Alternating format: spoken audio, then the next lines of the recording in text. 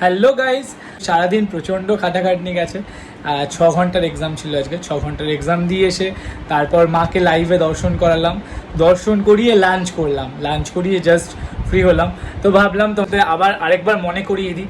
তোমাদের নিশ্চয়ই মনে আছে, আমি এর আগের ব্লগে বলেছিলাম একদিন যে 22 জুলাই মানডে মানে পরশু দিন অমরনাথের একটি পুজো আছে। অমরনাথের পুজোটা হলো 1 সেকেন্ড, ওদের 17 বছরে পদার্পণ করছে পুজোটা।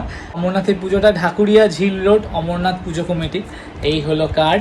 তো সকলকে নিমন্ত্রণ জানিয়ে দিলাম, ওরা আমাকে বলে গেছে সকলকে নিমন্ত্রণ যেন জানানো হয়, যেন সকলে আসে এই পুজোয়। খুব সুন্দর ওরা পুজো করে এবং এখানকার মেন অ্যাট্রাকশন হলো যেটা, যে বাবা মানে অমরনাথে আমরা অনেকেই যেতে পারি না, অনেকেই যাওয়া হয়ে ওঠে না নানান কারণের জন্য। সো এখানে ওরা কিন্তু পুরো অমরনাথের যে ভাইবসটা সেটা কিন্তু ওরা ফুটিয়ে তোলার চেষ্টা করে।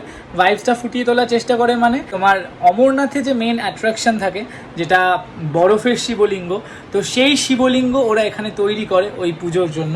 আর এবছর আমার সৌভাগ্য হয়েছে, আমি থাকছি অবশ্যই দেখার, কারণ এত বছর এত সামনাসামনি পুজোয় আমার যাওয়া হয়নি, বাট এবছর থাকছি। শুধু থাকছিই না, আমি কিন্তু আরতিও করব, বাবার দুবেলার আরতি আমার দায়িত্ব পড়েছে। তার জন্য থ্যাংক ইউ সো মাচ পুজো কমিটিকে, মানে এই পুজো কমিটির যারা মেম্বার। দেখা হচ্ছে সকলের সাথে পরশুদিন, চলে এসো। আর যারা আমার পুজো ভালোবাসো, পুজোর আরতি দেখতে ভালোবাসো, চলে এসো। দেখা হয়ে যাবে সন্ধ্যা আরতি 5:30 থেকে 6টার মধ্যে হবে। আর সকালের যে আরতিটা হবে সেটা হলো 1টা থেকে 1:30টার মধ্যে, ঠিক আছে? সো আরতি দেখতে পাবে। আর খুব সুন্দর পুজো হয়, আবারও বলছি। আর বেসিক্যালি সব থেকে লোভনীয় যেটা জিনিস, বাবার প্রসাদ, মানে এত ভালো হয় ওদের প্রসাদটা। মানে ওরা যেইটুকু প্রসাদটা করে বাবার, মানে ভান্ডারা, ভোলে ভান্ডারে যেটা করে, যেটা সবাইকে দেয়, তো সেটা এত সুন্দর হয় যে মানে তোমরা না আসলে কিন্তু মিস করবে। তো আবারও বলছি, পরশুদিন সকলের সাথে দেখা হচ্ছে ঢাকুরিয়াতে।